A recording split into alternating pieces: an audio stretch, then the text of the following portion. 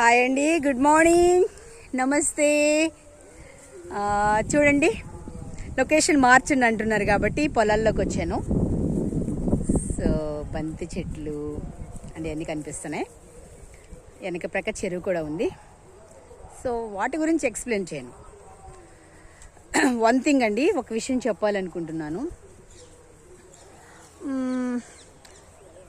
ఈ 3 monthsలో నాకు చాలా ప్రాబ్లమ్స్ వచ్చినాయి. చెగ్గెడ్ ఒకటి వచ్చింది చెస్ట్ మీద, అండ్ కోల్డ్ వచ్చి, కాఫ్ వచ్చి తగ్గలేదు. 15 days వరకు ఉంది. 2 days బ్యాక్ నాకు కొంచెం గుండె పట్టినట్టుగా అయింది. ఏంటా అని చాలా భయపడిపోయాను. యాక్చువల్లీ ఎవరు లేరు కదా, వెంటనే సడన్గా హార్ట్ అటాక్లు వస్తూ ఉన్నాయి కదా. ఎన్నో ప్రాబ్లమ్స్ ఫేస్ చేస్తున్నాను. ఎన్నో ఆలోచనలు, బ్రెయిన్ ఖాళీగా ఉండదు. ఎన్నెన్నో ఆలోచనలు అవన్నీ గుండెల నిండా ఉంటాయి కదా, మనసు నిండా. అంత భారం పెట్టుకోకూడదు యాక్చువల్లీ. సో అయినా దేవుడి దయ వల్ల తగ్గింది. అయితే నాకు సోషల్ మీడియానే కాబట్టి చర్చి అయినా సాక్ష్యాలు, కొన్ని చర్చిస్లో సాక్ష్యాలకి 1 week నుంచి దేవుడు, పోయిన వారం నుంచి ఈ వారం వరకు దేవుడు ఏం చేశాడో చెప్పనని చెప్తూ ఉంటారు కదా. ఏదైనా నాకు ఈ సోషల్ మీడియానే కాబట్టి దేవుడు నా జీవితంలో కూడా మేలు చేశాడు, చాలా చేశాడు. ఎందుకంటే చాలామంది అడుగుతున్నారు, నేను చాలాసార్లు చెప్పాను, ఐఎమ్ 45 years old. మీరు ఇంత హెల్తీగా ఎందుకున్నారు, ఇంత అందంగా ఎందుకున్నారు అని అంటే నాకు కొంచెం గర్వం వస్తుందేమో తెలియదు. నాకు గర్వించే కదా. ఆకాశం నుంచి దేవుని దూత త్రోసివేయబడింది. సో దేవుడు నాకు ఇంత ఆరోగ్యం ఇచ్చినందుకు దేవుణ్ణి మహిమపరచాలి, అంతేకాని మనం గర్వించకూడదు.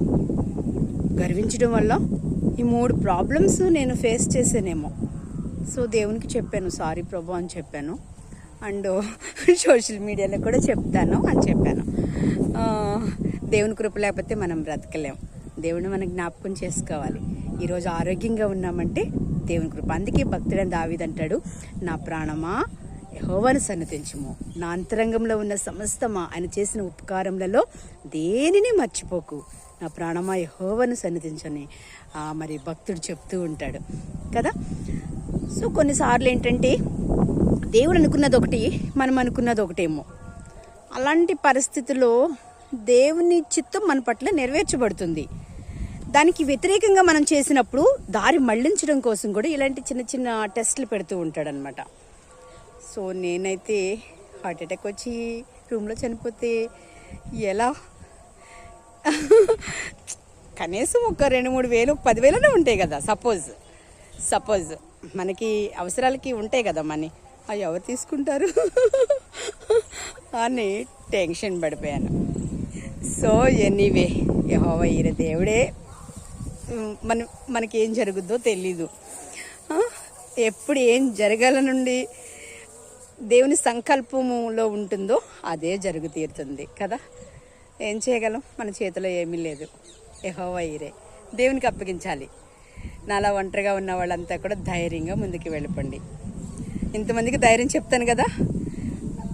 నిన్న ఒక పాస్టర్ గారు అంటున్నారు, మా పిరికితనం కూడా దయం ఇచ్చేదే, ఎందుకు పిరికితనంగా ఉంటున్నావు అని చెప్పి నన్ను గద్దించడం జరిగింది.